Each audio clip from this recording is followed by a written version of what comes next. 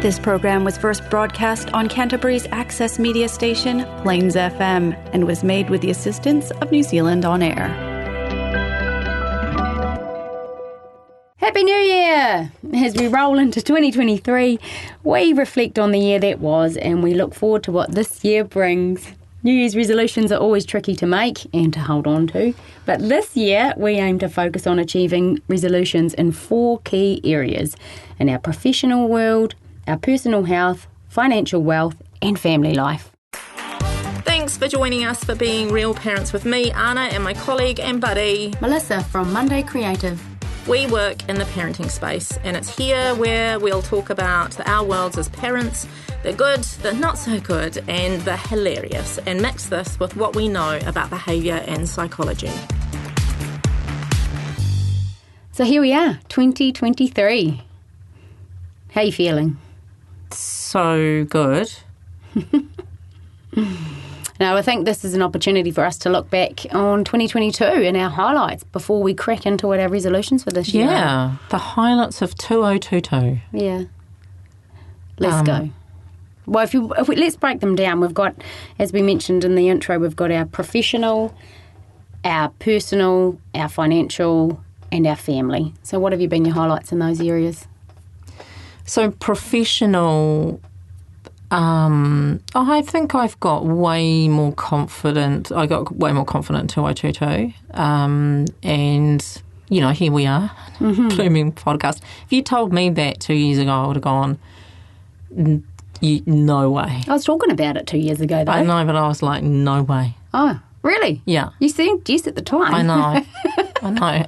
Yeah. Calm on the outside, on the inside, no way. Really? Yeah. But you're so good at it. You are. So there's that. So yes, I think, I've grown confidence in terms of my professional being. What's next? Let's go. Personal health. Personal health, I've developed some good habits. I love the Peel Forest Bush, so I spend a lot of time in there with a friend walking around. Been doing some personal training, and that's been really lovely. So I've spent a year doing that now, and I'm not there yet with that stuff. And I don't think I ever feel very proud of myself in terms of health stuff. I got some things kind of fixed in my world, like went to the doctor about the thing that I was worried about. Turned out it was nothing. But it's good to get that off your mind. Yeah, I know. Yeah. Tests. Oh, yeah. You have to undergo tests. So that was brave as well, I guess. Absolutely. Yeah. And in your financial or planning area of life? Financial and planning is well planned. Yeah. And it feels like I'm on a good path. Yeah, I feel happy about that. What about you? Ducks in a row. And the last one's family life. What's been your biggest goal? Achievement in 2022, the family. It's been a biggie, really, because of, I don't know, I suppose, am I allowed to say that this year was kind of the preparation for Olive moving into university land and getting her through her final year of school? And I don't think I did that at all, but I think I contributed something to it, and she's managed, and... Of course, it's amazing. Yeah, and she'll be great, Bittersweet, isn't it? You're so happy for them, and you've done so much, and you're so happy and excited for them, but it's got to be tough, I can only imagine.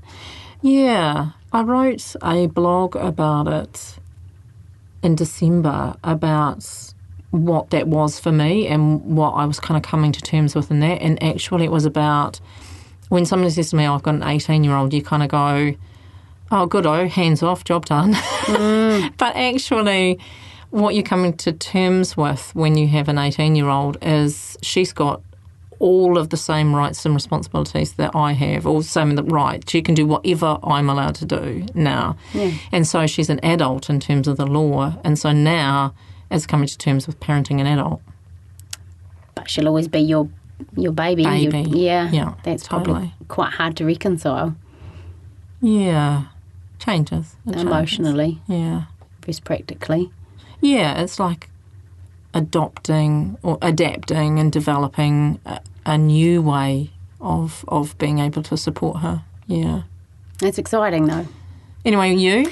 So I guess my achievements, 4 key areas: professional world, I think the same as you, just getting my ducks in a row really, and defining what I do and what I want to do and who I want to work with, and standing in that and actually being confident about it, and that feels really good. Yeah, Taking on the work. I have some great clients at the moment, and I love working with local organisations and community businesses, or Christchurch-owned businesses, and I work with some cool people, and they are really authentically connected to what they do because they're family businesses or they're their own businesses, and so that's really nice. It's so good to get to a point where you go, yeah, I really want to work with you, but I'm not going to work with that, and I wish I'd got to that about 20 years earlier. Yeah.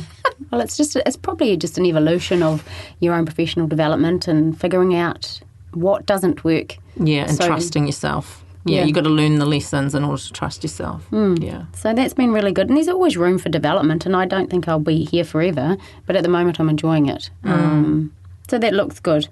In my personal health world, I have been getting up a little bit earlier. Oh, go you. Something I need to work on, but probably just committing a bit more to incorporating some sort of physical exercise into my day, beyond just walking the dog, which has been good, actually, just giving me that time back, because that's what I love doing, right? I really do. Planning and financials and things, just, setting a budget and sticking to it, really. It's just, I think, for most people, isn't it? Just being on top of that. You're like super on top of that. You're like wonder finance woman.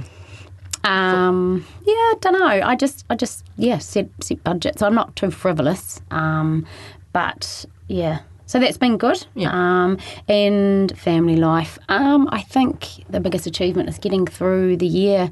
We've had, unfortunately, a lot of illness. The kids have just been nothing too serious. But I would say every week in term 2 and 3, I had at least one child home 1 day a week. It kept going.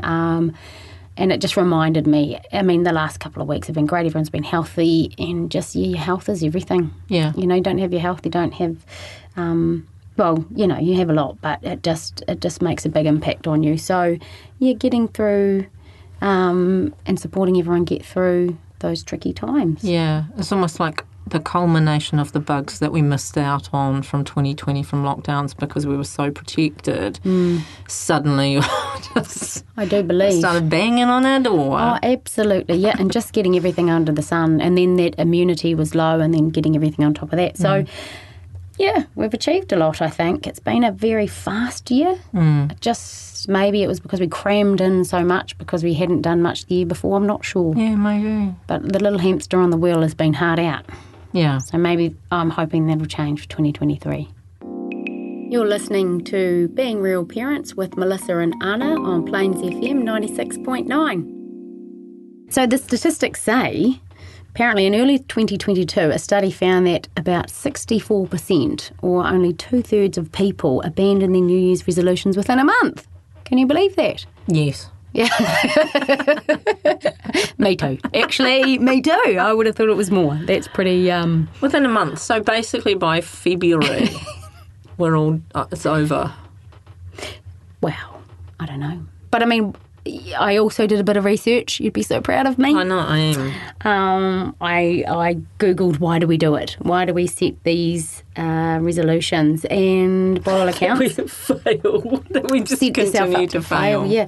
So it's part of aspiration and part tradition. Sabrina Romanoff, who's a clinical psychologist and professor at Yeshiva University in New York City, said that we tend to set resolutions because the new year serves as a cyclical marker of time during which we reevaluate and take inventory on our lives.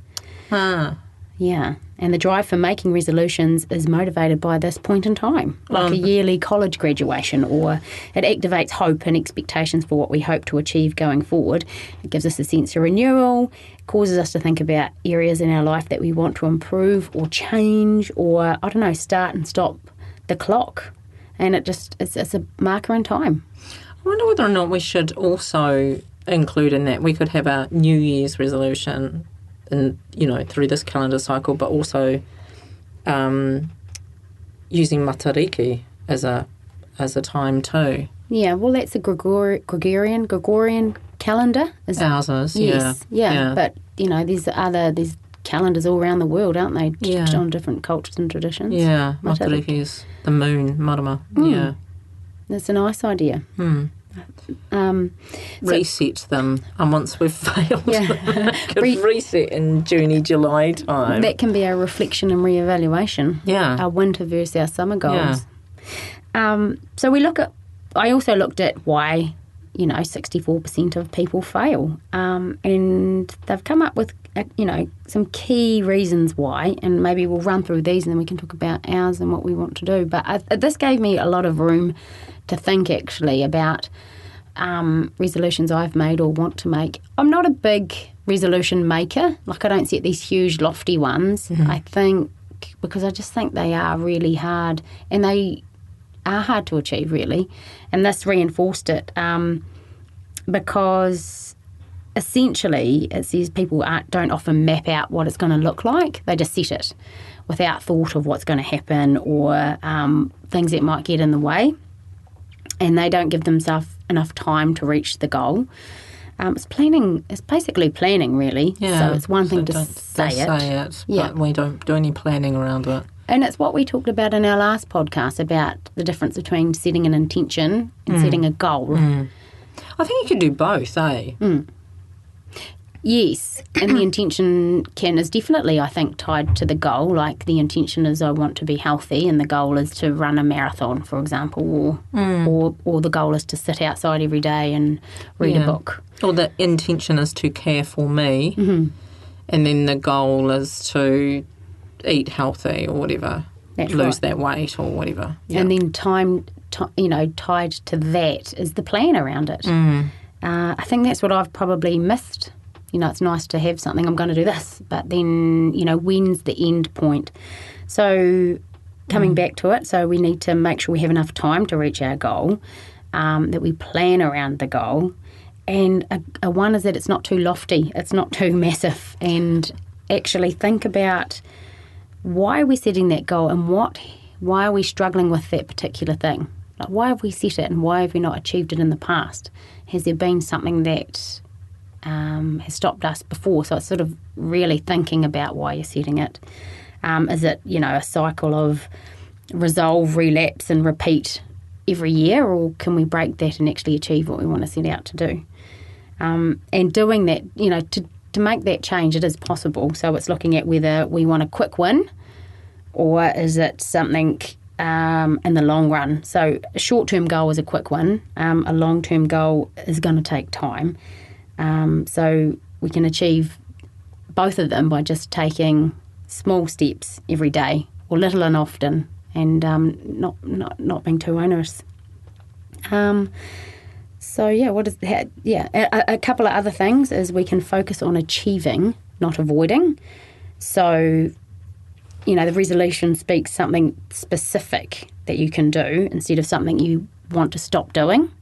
Like you said then. Oh yeah, positive opposite. Positive opposite, like I want to be healthier, so I will eat healthy food. I'll eat more fruit and vegetables. Rather than I'm going to cut out junk food. Yeah. Yeah. And that will naturally come, though. Yeah. If you do eat healthily, then there's no room for that. Yeah.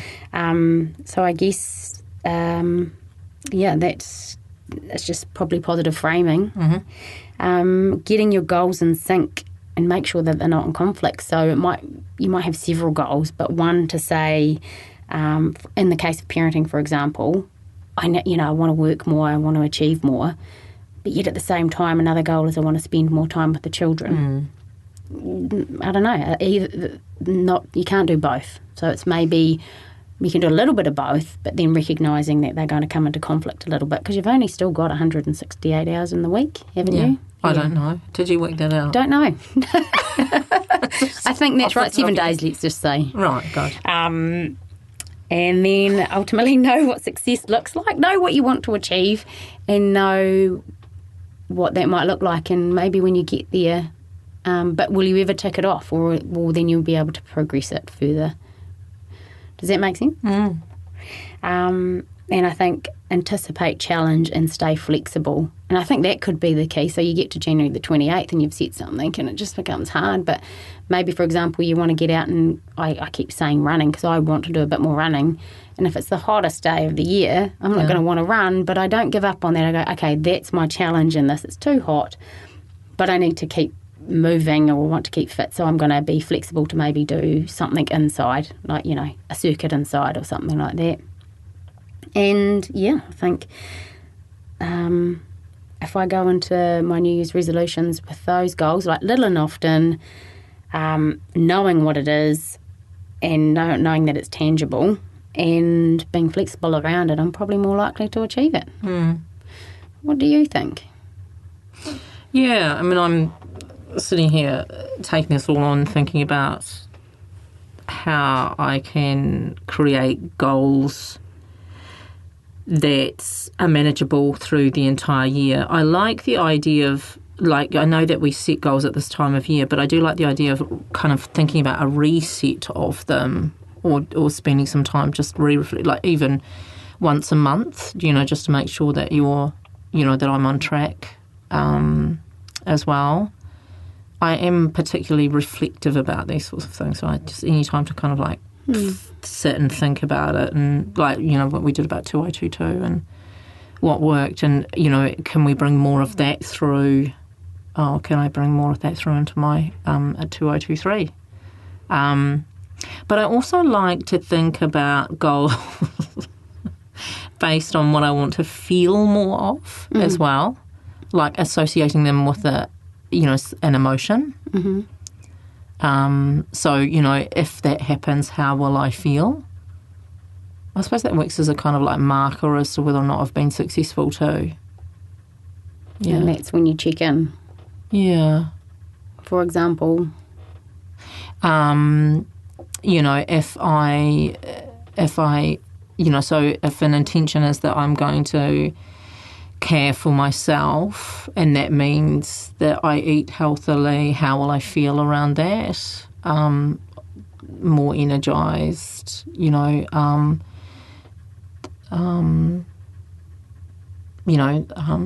have some sort of self-satisfaction with that, some, that kind of thing. Less guilt or shame. Yeah. Does that make any sense? Absolutely. I did a little bit of research around this, not as much as you did. And they talked about setting specific difficult goals. So that 5 times fast.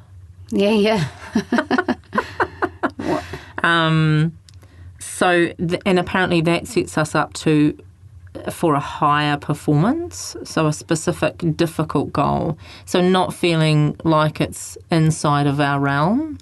I was listening to a colleague of mine on his little vlog, Rico Gomez, and he was setting his goals for 2022, and he was really uninspired by them. So he and it was kind of like, he started, I think, with what can I achieve in 2022, and then he was uninspired by that. So he reset them as what could I achieve in the next 10 years, and then he pushed them into 2022. Oh wow! I know, and so he had 2 questions, which was, what can I achieve in 10 years, pushing them into a year, and then would I write a book about this? How's he going with all of that? Oh, he looks like he's doing remarkably well. I mean, he talks about some of the stuff that he has and hasn't achieved in that, but it's kind of like, got him fire in his belly. Yeah, but couldn't it go either way? That's why come January the 30th, if it's too hard, you give up. So you've got to have the capacity to do that, though. Something that holds you. Eh? That's counterintuitive to me. Like, I'm going to set the most difficult goal ever. It just contradicts everything we've just said. Little and often, small steps day by day. Yeah, I know. But maybe, as you say, it could set the fire in your belly. Yeah, I suppose it's kind of like, what is it that's driving that, eh? I was amazed. Like, I just think that's extraordinary. And if that's, I mean, if that's, go you. But ordinary people can do extraordinary things. And maybe that's my it's motivating corner this morning. I'll create a meme out of that. Yeah.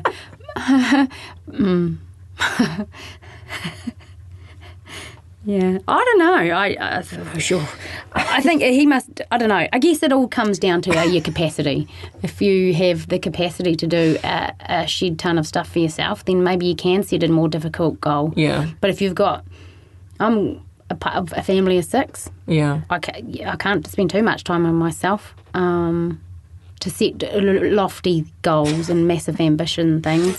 Yeah, but I don't want to add to my current busyness. And that's what I'm thinking. It. I'm like, that's exactly why am I rejecting that? And it's actually because it would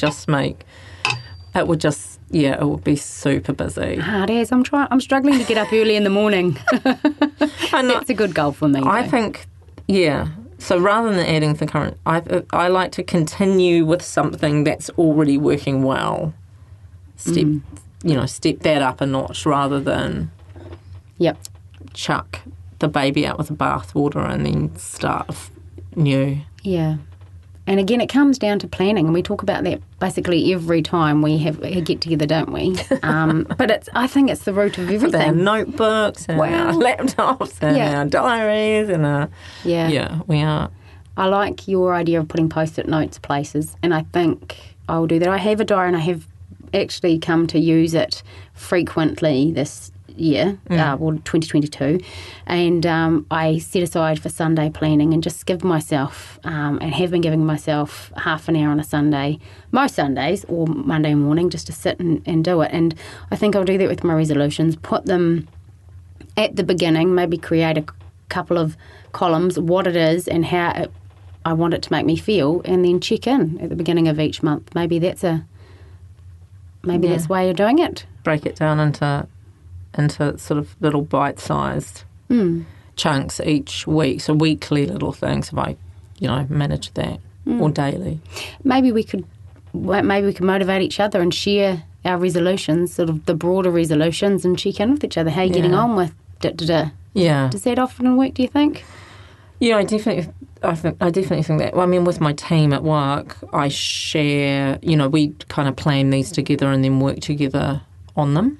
And that seems to work really well. I mean, I'm very socially motivated. Mm-hmm. So, yeah, absolutely. I wish I was more prepared and had these goals down. Have you got any ideas to what you might see? Not really. I think I'll just need to...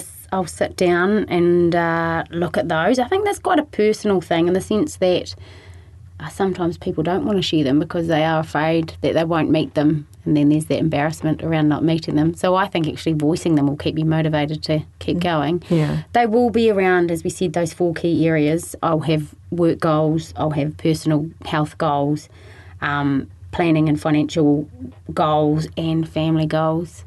And I will make them simple. And as you say, an extension of the existing way that we roll, rather than, I'm not going to flip things on their head or anything like that. No. But I am going to set a couple of tangible goals in terms of events. I want to figure out an event I want to do, because I do know for myself that works when I'm working towards something. Yeah. And what about you? Yeah, I mean, I'm really happy to work on mine, set them, and probably, I'm happy to share them as well. And then maybe do that piece about, work, what habits do I need to create inside of my day, week, in order to keep them alive. Yeah. Yeah, it's about the habit too. Yeah. All right, should we do that then? We'll check in with each other. You're on. Keep each other honest. Yeah.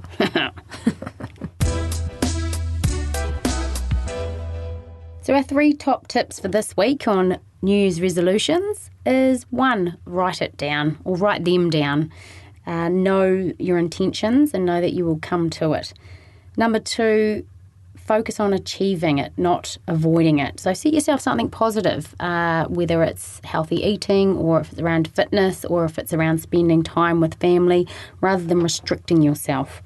And number 3, as we always say, plan. Set it up, check in with yourself, just like you were planning for work or anything like that or an event. Plan around your goals, check in regularly. And the most important thing is to just make sure that it makes you happy and you feel happy about it, you have fun with it, and it adds to your life. Do you agree, Anna? Yeah, adds to what's already working for you as opposed to, takes away from that stuff that's already working and starting afresh. Yeah. Sounds good to me. Well, let's check in with each other at the beginning of February and see how we're going. Can't wait. Your 1st of February might be the day. Yeah. So if you want to find out more about us, come on over to our Real Parents website, or you can tune into any of the other episodes where Melissa and I chat on 96.9 FM. Search for Being Real Parents. You'll also find us on Spotify and on iTunes. And, of course, if you want to come and work with us, we would love that. Again, you'll find all the details you need on our website, realparents.org.nz. Super. Thanks for joining us today. We hope you've learned that while parenting is challenging sometimes, that's totally normal. It's been fun having you with us. Keep being amazing. Bye.